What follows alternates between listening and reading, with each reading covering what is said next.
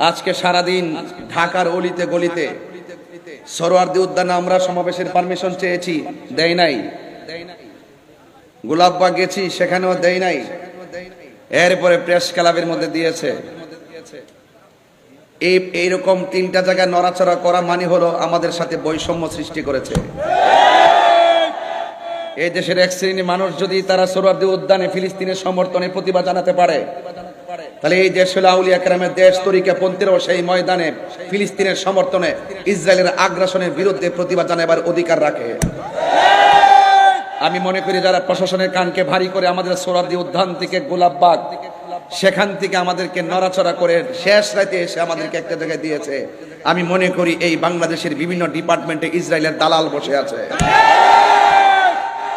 কথা বলেন ঠিক কিনা বলেন? এই জন্য আমরা বুঝে গিয়েছি যে এখানে সোজা আঙ্গুলে ঘি উঠবে না। এই জন্য আমাদের ঘোষণা হয়ে গেছে, যার যে যেভাবে পারো চলে আসো, বাধা হবে যেখানে, লড়াই হবে সেখানে। আমরা আজকে জানিয়ে দিয়েছি, আজকে আমাদের আকাবেরগণ, তরুণ যোদ্ধাগণ জানিয়ে দিয়েছে, আপামর সুন্নি জনতা জানিয়ে দিয়েছে যে খালের মধ্যে বাদ দেওয়া যায়, নালার মধ্যে বাদ দেওয়া যায়, নদীর মধ্যে বাদ দেওয়া যায়, কিন্তু মহাসাগরে বাদ দেওয়া যায় না। এই দেশে শতকরা 85% হলো তরিকাপন্থী। আমরা বারবার বলি যে যারাই ক্ষমতায় আসে, আমাদের তরিকাপন্থীদের ভোটেই কিন্তু তারা ক্ষমতায় আসে। কিন্তু আমরা তরিকাপন্থীরা বারবার অবহেলার পাত্র হয়েছি। এখন আমরা ঘুরে দাঁড়িয়ে গেছি, আমাদের সিদ্ধান্ত আমরাই নিব। কথা বলেন ঠিক কিনা বলেন? এই জন্য আমরা আজকে বুঝিয়ে দিয়েছি যে মহাসাগরে বাদ দেওয়া যায় না। আহলে সুন্নাত ওয়াল জামাত থেকে মহাসাগর, প্রেমের সাগরের নাম। এই জন্য আপনারা যারা আজকে অক্লান্ত পরিশ্রম করে, আজকে যারা অক্লান্ত পরিশ্রম করে ফিলিস্তিনের সমর্থন জানিয়ে ইসরায়েলের আগ্রাসনের বিরুদ্ধে প্রতিবাদ করেছেন, এবং যারা ঢাকার রাজপথকে ইয়া রাসূলুল্লাহ ধ্বনিতে কাঁপিয়ে দিয়েছেন, ইনশাআল্লাহ পরিষ্কার আগামীতে শুধু কর্মসূচি ঘোষণা হবে, সেখানে সরাসরি মহাসমাবেশ হবে। এই বাঁশখালীর মানুষ, চট্টগ্রামের মানুষ, কথা কি? আমাদের সংগ্রামের পরে যে অনৈক্য ছিল, মাসলাকের অনৈক্য ছিল, মাসলাকের দূরত্ব ছিল, 57 বছর পর্যন্ত দেখেছেন ওই মাসলাকের কারণে কেউ কারো টেবিলে আসে নাই। আল্লাহর রহমতে আমরা ওই দরবারগুলো মাসলাকের ভিন্নতা থাকলো, আমরা ইস্যু ভিত্তিক ঐক্য হয়ে গেছি। কথা বলেন ঠিক কিনা? এখানে কোনো ভেদাভেদ নাই, সবাই আজকে গিয়েছে। যেই সমস্ত পীর মাশায়েখদের দরবার আমি যেতে পেরেছি, আমরা যেতে পেরেছি, এমন কিছু দরবার আছে আমরা সময়ের অভাবে যেতেও পারি নাই।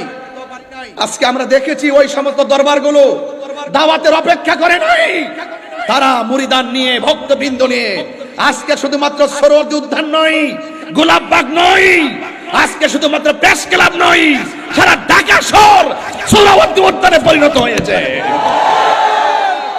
কথা বলেন ঠিক কিনা?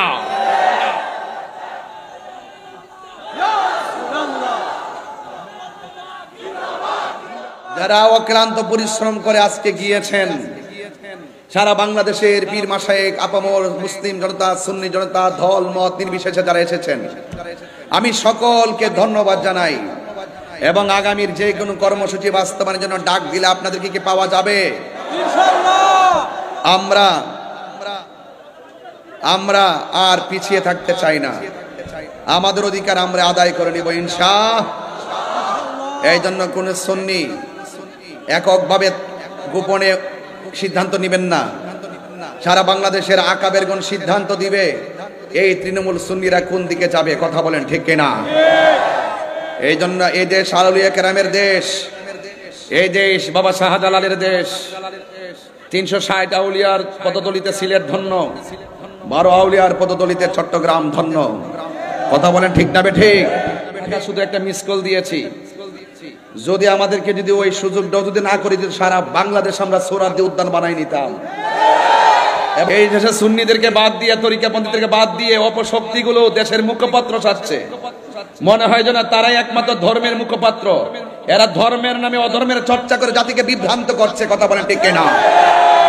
আজকে দেখেছেন তো শান্তিপ্রিয় কত সুন্দর প্রতিবাদ হয়েছে, যেখানে গরু চুরি নাই, আম চুরি নাই, জুতা চুরি নাই, মারামারি নাই, কাটাকাটি নাই, ধাক্কাধাক্কি নাই, উগ্রতা নাই, সন্ত্রাসী নাই, চাঁদাবাজি নাই, রাহাজানি নাই, ভাঙচুর নাই, অগ্নিসংযোগ নাই। সুন্নি জামাত শান্তির নাম কথা বলেন ঠিক না? আমরা আবারও প্রমাণ করে দিয়েছি। সুতরাং সুন্নিদেরকে ট্যাগ দিয়ে কথা বলবা না।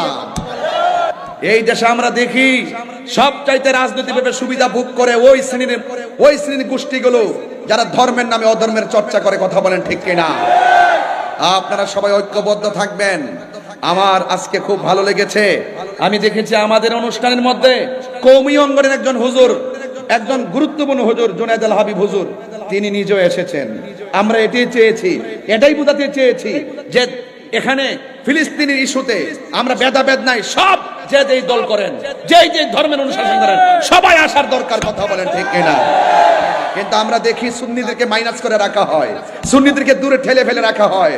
আজকে শুধু একটা মিস কল দিয়ে বুঝাই দিলাম। পুলিশ প্রশাসন অনেক সময় মনে করছে ঢাকা কি এত লক্ষ লোকের ধারণ ক্ষমতা আছে, এই জন্য অনেক গাড়ি আটকাই দিছে, কয়েক হাজার 30-40 হাজার গাড়ি আটকাই দিছে, ঢাকা ঢুকতেই পারে নাই, জ্যামজট লেগে গেছে। যদি আমার মনে হয় সবাই ঢুকতে পারতো। এত বাধা বিপত্তির মধ্যে যে অবস্থা, যদি সুযোগ পায় ঢাকা হয়ে যাবে ইয়া রাসূলুল্লাহর ক্যান্টনমেন্ট। আগামীতে আহলুস সুন্নাত ওয়াল জামাতের কোন আলেমকে ট্যাগ লাগাই কথা বললে তার জবাব হবে ইনশাআল্লাহ। জবাব হবে কিনা বলেন? আমরা মদিনাওয়ালার প্রেমের দালালি করি। আমরা বিগত দিনে দেখেছি যারা নবীকে ভালোবাসছে, সে আওয়ামী লীগ করুক, বিএনপি করুক, জাতীয় পার্টি করুক, এই যে আজকে এখানে আমার ডাইনে বামে সব বিএনপির নেতা কর্মীরা সবাই আমার সামনে বক্তব্য দিছে। এই মুহূর্তে কোনো বিএনপির নেতা যদি বলে হুজুর আমার জন্য একটু দোয়া করেন, ভোটটা চান, আমি কি তাকে খুশি করার জন্য তো চাইতে দিব? কথা কোন ঠিক না বেটি? এটা কি আমার অপরাধ হইয়া যাইব? আরে হুজুরের কাছে সবাই দোয়া চাইতে আসে। এই জন্য সুন্নিদেরকে ট্যাগ লাগায় কথা বলবা না। সুন্নিরা দুনিয়ার কোন রাজনৈতিক দলের দালালি করে না, সুন্নিরা মদিনাওয়ালার প্রেমের দালালি করে। কথা বলেন ঠিক না? এই বাংলাদেশের পলিটিক্যাল ট্র্যাডিশন হলো যখন যে ক্ষমতা আসবে সেই স্টেজে থাকবে। এটা কি নতুন না পুরা? একদল গেছে আবার এসে আবার ওনারা থাকবো, আরেকজন থাকবো। এটা হলো আমাদের রাজনীতির সিস্টেম। তো এই সিস্টেমে আমরা পড়ে গেছি। কথা কোন ঠিক না বেঠিক? মানে আমরা পড়ছি বড় জালার মধ্যে। এগুলো ভিডিও ফুটেজ নিয়ে কয় এমকে ভোট চাইছে, এমকে দোয়া করছে, এমকের সাথে ছবি তুলছে, এমকের সাথে করছে, এইগুলার নাম কথা নয়।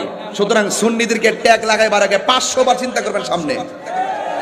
আমি আজকে কিন্তু ছাড় দিয়েছি। আজকে কি দিয়েছি? ছাড় দিয়েছি, কিন্তু আগামীতে ছেড়ে দিব না। কথা বলেন ঠিক কিনা বলেন?